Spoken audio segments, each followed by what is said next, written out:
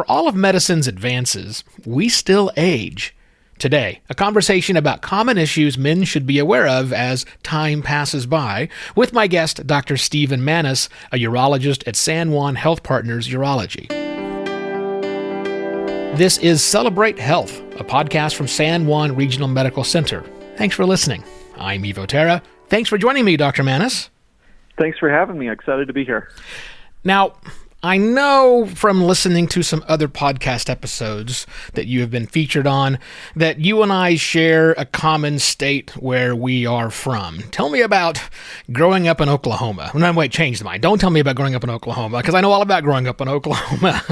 Tell me a little bit about your background, education, and what led you to get into urology. Yeah, so originally from Oklahoma and ended up going up to Notre Dame for college, which I kind of had it backwards. I spent all my winters up there and all my summers down in Oklahoma, which was not the smartest move, but came back to Oklahoma for all my medical training. And then urology it's kind of a funny specialty. I don't think a lot of people think about it, certainly not as a career option. So my older brother is in urology, and I feel like a lot of the people I know in the field have some sort of family connection that exposes them to it, because otherwise people wouldn't really consider it. And that was certainly the case for myself. Yeah, I know I didn't think anything at all about urology until I needed to talk about urology with someone. Yeah, and when you need it, it's important, for sure. Oh my God, it sure did. Mine was the first year of the pandemic, and I had kidney stones. Not fun. Kidney stones don't run in my family. I mean, my stepdad has them, but I'm pretty sure I didn't get the genes from him. And I had nothing to go off of. A handful of friends who've said I've done this, and I wound up with a 9mm stone that clearly that's was legit. Not going to pass on. So I went through two urologists, one I fired and one I'm a big fan of right now. So I like urologists. They can be a little bit helpful.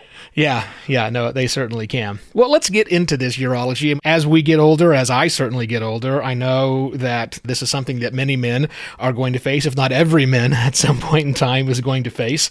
Let's talk about urology and men's health. What are some common issues that you see in your clinic as we start getting to middle age, let's say? Sure. So more broadly, kind of just urologists in general, we specialize in medical and surgical management of the male reproductive tract as well as the urinary tract. So as you can imagine, there's a lot of different health factors within that realm that can start to go sideways as we age, particularly for men. For men specifically, a lot of these are urinary issues related to the prostate. So you always hear about older men getting up in the middle of the night, stumbling to the bathroom several times, which is certainly bothersome. And that's definitely a prostate-related issue. Obviously, screening for prostate issues like prostate cancer is important as well. But then there's other things like erectile dysfunction, which is common, low testosterone, and several other things that can pop up here and there. Yeah, and again, those are things that I know I have had to experience as we go through all of this in life. Yeah, a lifetime supply of Flomax, or the generic for that particular drug. All of these things are sometimes in the wheelhouse, but that's good news. Well, let's talk about some of these as a concern. I mean, some of these things are benign, some of these things are normal, but some of them are more worrying. What should we be worried about? So I think the most important thing is just dealing with these things in a timely manner. So there's things like erectile dysfunction that men are pretty hesitant to talk about, but it's not going to hurt you if you put it off. Obviously, we want to be able to help you as soon as we can to get your quality of life back. But there are some other things that if you delay, it can make it tougher. Like obviously prostate cancer, if you're not screened for that appropriately, you could miss a diagnosis that early on could be treatable and maybe later on not so much. But even things like just prostate enlargement, which is important to know that prostate enlargement is a benign process that's separate from prostate cancer, and one does not predispose you to the other. So that's something I always stress to my patients. And prostate cancer can be tricky without screening tests because it usually doesn't cause symptoms, whereas obviously prostate enlargement does. So management of those urinary symptoms that comes with prostate enlargement is something we deal with quite a bit. And like you alluded to, a lot of times it means medications. In some severe cases, it can mean surgery, things like that. But the key is that we treat it early, because rarely, but it can happen, if those things get bad enough and they're left untreated for long enough, the bladder can stop functioning appropriately, and you can really start running into issues that become irreversible over time. And we certainly don't want to have that. So good preventative medicine, regular checkups is always a really good idea. And I would throw in there as well that this is something that I think is a particular challenge for men.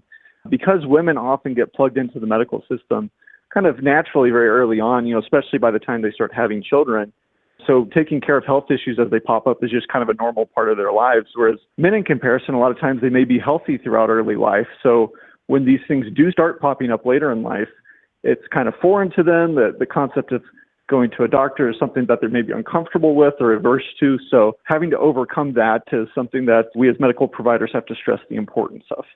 I can definitely relate with that. And you're right. My wife, my mother, my sisters, everybody has had this lifetime relationship with their doctors. And guys, we go when we're not feeling well.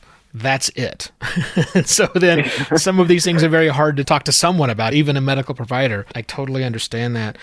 Let's focus on prostate cancer for a moment, and let's talk about when someone should be screened. So I know you just said there is not really a correlation between having BPH and having prostate cancer, but still, at some point in time, men should be screened for prostate cancer. What's that process like? Fortunately, it's pretty minimally invasive. It's a blood test that we do called prostate-specific antigen, or PSA for short.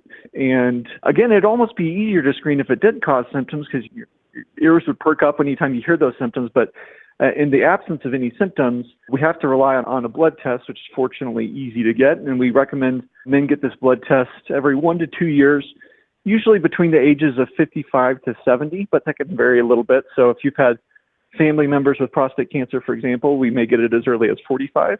And if you're in exceptional health, we may get it as late as, say, 75 or so. And there have been times in the past where we've gotten it in men older than that, and urologists have really started to kind of shy away from that. Because what we found is that, fortunately, prostate cancer tends to be very slow growing. So in elderly men, we were a lot of times over-treating them and exposing them to side effects from invasive treatments for a disease that may not have ever caused them a problem. So we've shied away, as men get older than that 70 to 75 range, but certainly the men within that range could definitely benefit in identifying a cancer early on that would, again, be susceptible to treatment. Oh, that makes sense. And you're right, it is a very easy test. I mean, it's part of my annual checkup that I go through as I get a PSA panel done as well. And my doctor always says, you're fine, which is great news to hear, obviously.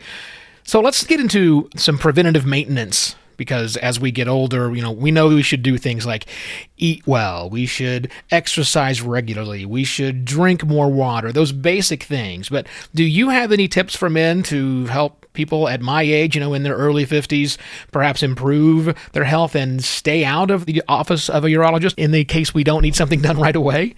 Absolutely. And a lot of those things correlate with things any doctor would advise, just basic health practices like you alluded to.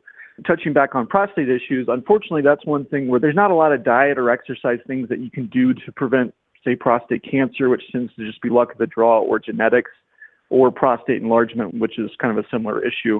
But for other urologic issues, for example, erectile dysfunction, a lot of times that can come up in the setting of vascular or cardiac issues that kind of extend to erectile function as well. So good cardiovascular health, good diet practices. Certainly diabetes can contribute to erectile dysfunction. So preventing or managing diabetes can play a role. Like you alluded to, for kidney stones, drinking lots of water, trying to stick to just water if you can, but certainly staying hydrated can play a big role in preventing stones. And then even things like low testosterone as we get older. There's actually enzymes in fat that convert testosterone basically to estrogen. So as we get larger, if we gain weight, if we get overweight, that can cause a decrease in testosterone. So maintaining a healthy weight can help on that front as well. Great information there. Let's talk about things that we might notice. You mentioned that, we really don't have much of an idea when prostate cancer is occurring, but certain things we certainly do. Any symptoms or warning signs that we haven't covered that we really should mention to people in the event that they're experiencing these that might need to come see you? So for prostate cancer specifically, a lot of times you won't have symptoms until it's spread elsewhere in the body, which can cause things like bone pain, hip, back pain, things like that. Certainly, those are common things as we age anyway, though, so it's hard to predict when someone comes in with back pain that it's related to that as opposed to just a musculoskeletal issue. But it just goes to show how it's all the more important to catch these things before they get to that point, which means sticking with the screening tests. Yeah, I think that makes all the sense. Anything to cover we've not talked about yet on the show? Obviously, there's lots of other things we deal with as urologists, but as far as men go and the aging process goes, I think those are definitely the highlights. Excellent. Well, Dr. Stephen Maness, thanks for joining us here on the program today. Absolutely. I had a good time. Once again, that was Dr. Stephen Maness, a urologist at San Juan Health Partners Urology.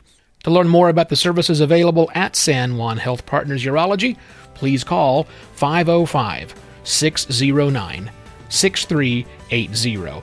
Again, 505-609-6380.